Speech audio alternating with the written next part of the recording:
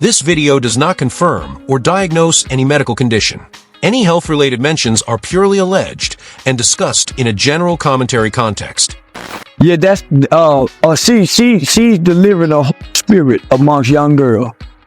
She's introducing. We've had a gangster spirit.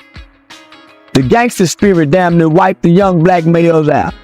This spirit is fit to do a number on the young black girl. Y'all, this isn't just another celebrity scandal. This is the kind of story Hollywood praise never sees daylight.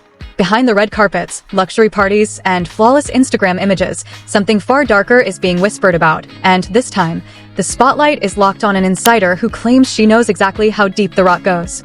According to explosive claims now tearing through social media, a well-known figure from the music and film world has triggered panic by hinting at serious, hidden health allegations involving multiple A-list stars.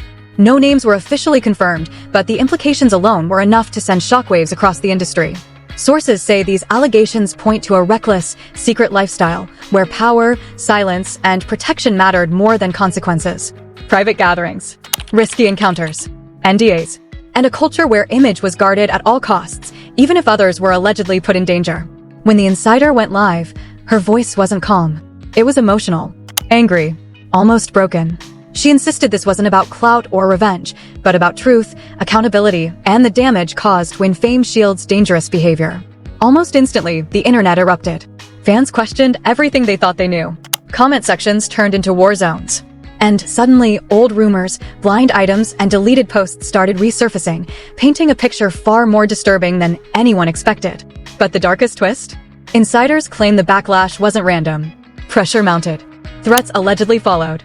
And powerful figures began working overtime to discredit the messenger, not the message. Now the question haunting Hollywood is simple. If even a fraction of these allegations are real, how many secrets are still being protected, and who pays the price for that silence? This isn't gossip anymore. This is a warning. Buckle up, because this story isn't comfortable, it isn't clean, and it isn't meant to protect anyone's image. Got HPV? I bet she done had chlamydia, gonorrhea, trigonometry, crabs, and whatever else that can contract. Hell, you talking about she too motherfucking nasty, mannish, fierce at the mouth, and she ain't got them high dollar weed. Everybody done What started as another late night live stream turned into a moment that rattled Hollywood's walls. The kind of moment insiders whisper about but never confirm. The kind that makes lawyers wake up, PR teams panic, and powerful people go silent. At the center of the storm is a woman who knows the system from the inside. Not an outsider chasing clout. Not a random voice online. Someone who lived behind the velvet ropes, attended the private gatherings, and watched how silence was bought and truth was buried. When she spoke, her voice didn't sound rehearsed. It sounded heavy, like someone carrying secrets that were never supposed to see daylight. She didn't name names. She didn't need to. Instead, she described a pattern, a dark one. A culture where fame shields recklessness. Where certain high-profile figures allegedly lived double lives, hiding dangerous behavior behind money, power, and carefully crafted images. Publicly flawless. Privately untouchable. Her words landed like testimony, not gossip. She spoke about secrecy.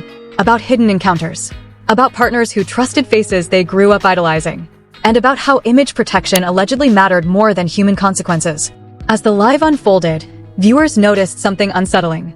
She wasn't angry for attention. She was emotional, almost breaking, as if reliving moments she wished she could erase. She said this wasn't about destroying careers. This was about stopping a cycle that allegedly put innocent people at risk while the industry looked the other way. And then came the reaction. Social media didn't just react, it erupted. Old blind items resurfaced. Archived interviews were replayed. Lyrics suddenly sounded different. Fans began connecting dots that had been dismissed for years as rumors. Comment sections became digital courtrooms, with strangers arguing guilt, responsibility, and silence. But the backlash didn't stop with the public. According to sources close to the situation, pressure mounted quickly. Calls were allegedly made. Warnings allegedly delivered. Her credibility was questioned within hours. Narratives shifted overnight not to address the claims, but to discredit the messenger. Because in this industry, reputation management often moves faster than truth. What made this even darker was her claim that this behavior wasn't accidental. That certain people allegedly knew the risks and still chose indulgence over responsibility. Still chose secrecy over accountability. still chose protection of status over protection of others. She described an industry where NDAs are weapons, where private doctors, private parties, and private jets create a world with no witnesses until someone decides to talk. And when she talked, the cost was immediate. Online harassment followed. Threats allegedly surfaced. Her safety became a question mark. And suddenly, the conversation shifted from "is this true?" to "why would she say this?" A familiar tactic when the truth becomes inconvenient.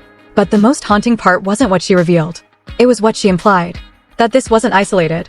That this wasn't one person or one circle. That this was systemic, a culture built on silence, fear, and protection of powerful men and women who were never told no. As news outlets cautiously reported without details, conspiracy theories exploded. Some called her brave. Others called her reckless. But no one could ignore the unease settling in because even without names, the story felt too real to dismiss. And then came the twist that changed everything. She suggested that the reason this story surfaced now wasn't coincidence. That she herself had been quietly blamed, targeted, and accused in private narratives, and that speaking out was the only way to stop being the sole villain in a story much bigger than her. Whether that's true or not remains debated. But one thing is undeniable. Hollywood didn't laugh this off. The music industry didn't clap back. And the silence from certain corners has been louder than any denial. This isn't the end of the story. This is the opening statement. What comes next may be impossible to ignore. The rap game since he was little, just like Weezy. Yeah. And his booty been ran through quite a bit. They called him ass naked. Whoever his big daddy was threw him out ass naked into the hallway. He was walking around in the hallway holding. Has actually appeared on a magazine cover together. Damn. I know exactly what you're talking about. Always able to call other on being a swish. Birds of a feather flock together.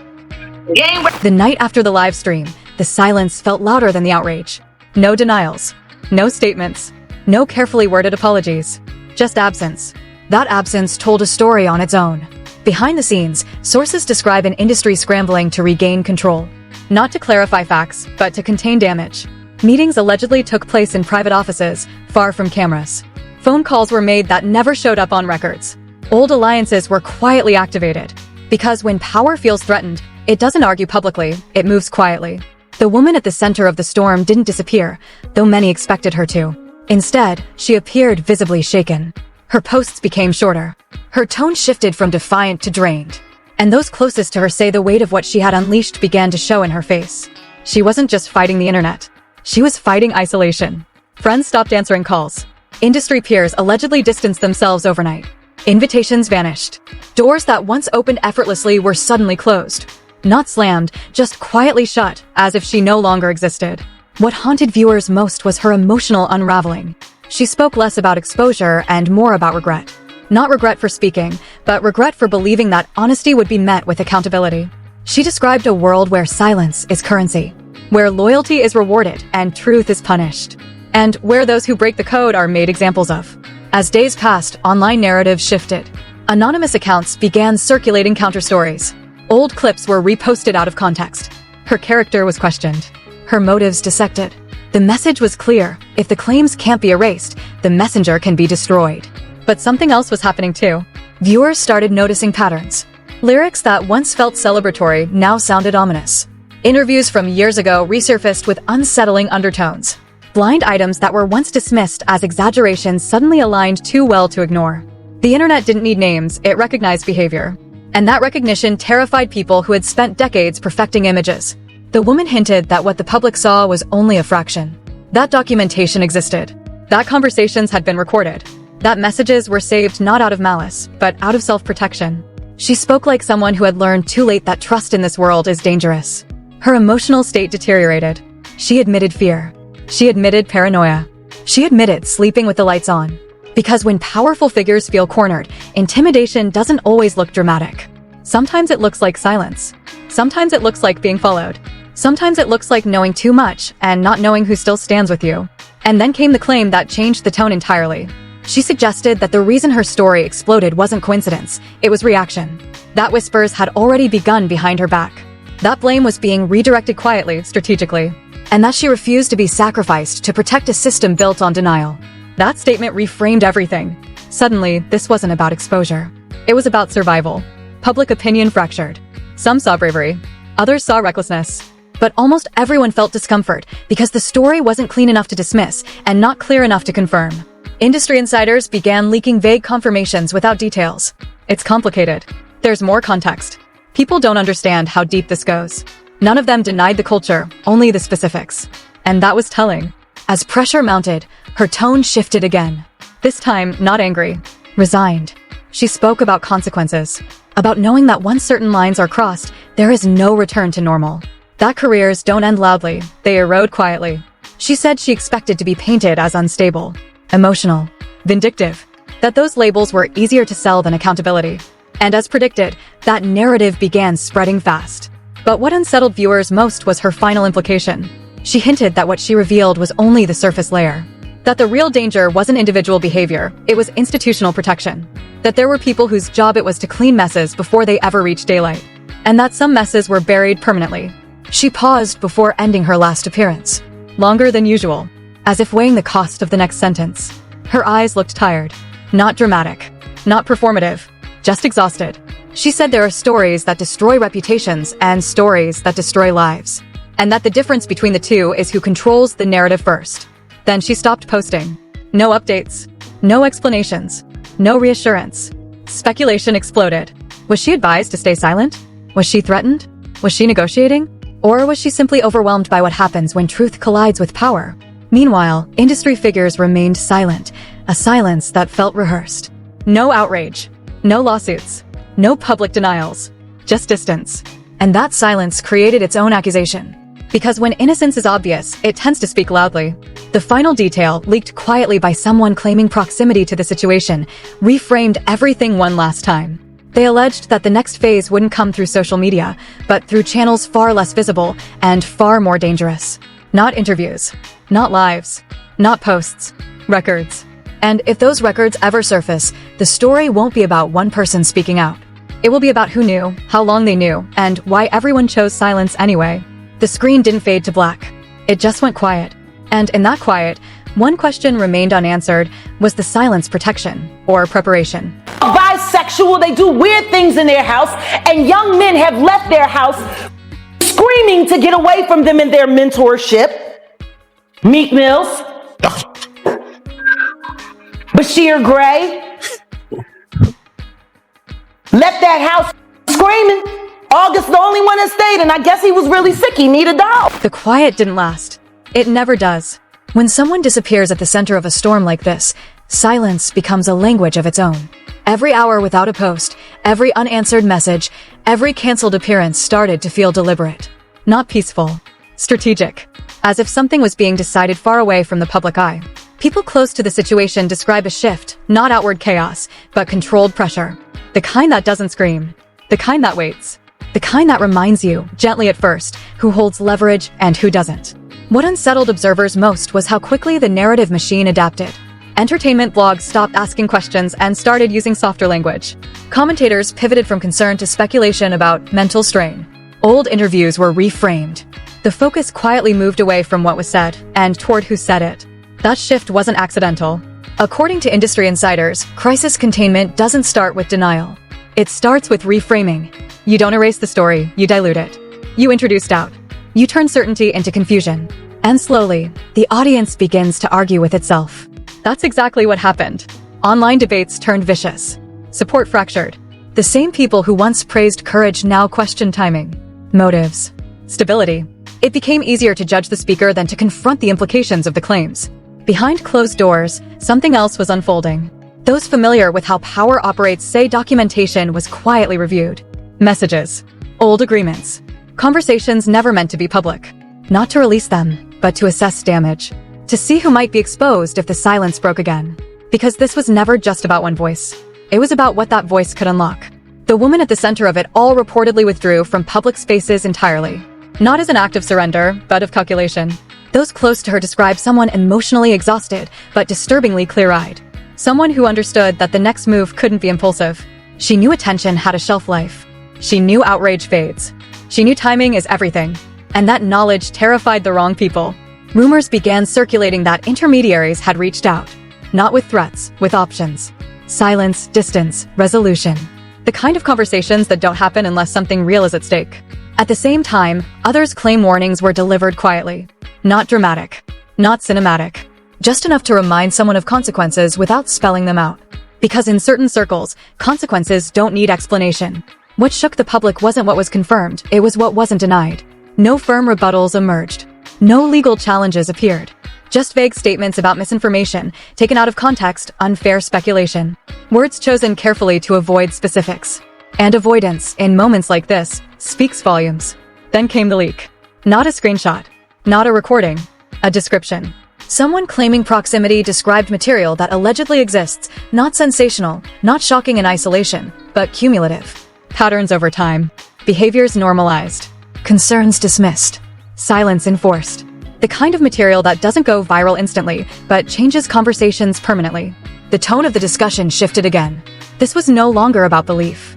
It was about possibility. And possibility made people nervous. The woman reappeared briefly, not live, not speaking freely. A controlled message. Short. Measured. Almost legal in tone. She didn't accuse. She didn't clarify. She simply stated that truth doesn't expire, and silence doesn't erase harm.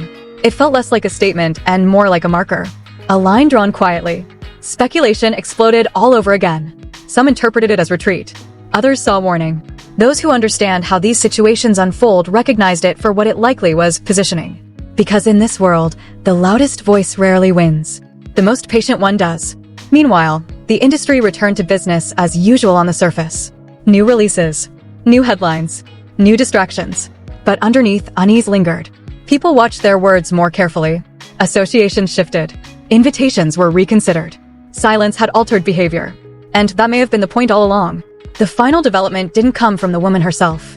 It came from an unexpected place.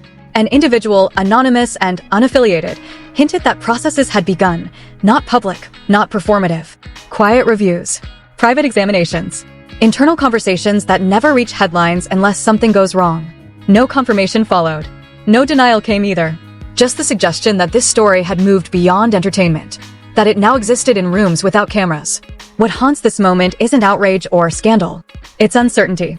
Because if the claims were empty, they would have been crushed quickly. If they were harmless, they would have been mocked openly. Instead, they were absorbed, redirected, and buried under politeness. And politeness is often how systems protect themselves. The woman has not returned to explain. The industry has not returned to deny. The audience has been left to sit with discomfort. And maybe that's the most honest ending possible. Not closure. Not resolution. Just awareness. Because sometimes the truth doesn't arrive as a confession or a verdict. Sometimes it arrives as a pause long enough for people to realize that the silence they're hearing isn't emptiness. It's pressure.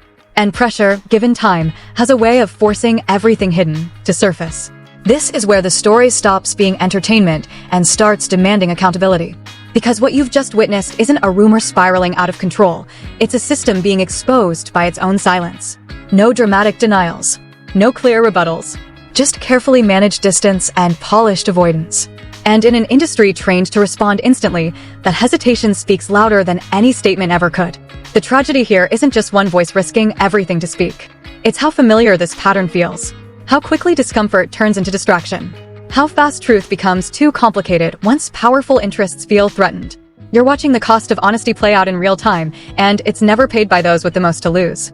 This isn't about choosing sides, it's about recognizing patterns. It's about asking why some stories vanish, while others are buried under narrative noise. It's about understanding that when fame protects behavior, silence becomes a weapon. If this made you uncomfortable, it should have. If it made you angry, that reaction is valid. And if it made you question what you're usually told to ignore, then the message landed exactly where it was meant to. Because awareness is dangerous to systems built on denial.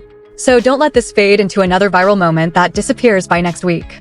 Pay attention to what happens next. Watch who stays quiet. Watch who distances themselves. Watch which conversations suddenly feel off limits. And most importantly, don't forget how this made you feel, because stories like this rely on public amnesia to survive. If you believe truth shouldn't be erased by power, make noise. If you think silence shouldn't outweigh harm, stay engaged. And if you want the full picture, the parts that don't make headlines, you already know what to do. This isn't the end. It's the pressure point. And pressure changes everything.